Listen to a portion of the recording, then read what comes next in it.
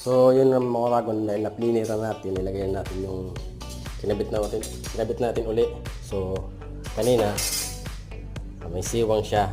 Di makapasok ngayon, ayan na. So, pasok na siya. Ayan, pasok na.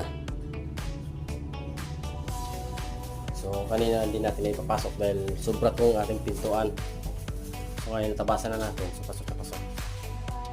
So, buksan natin. Pag binuksan natin, dito sa loob, kailangan yung allowance tulad nyo na. 0.5 centimeter yung allowance na. Puro parehas. Parehas yung allowance niya. So, maganda. Pagkalapat. Okay.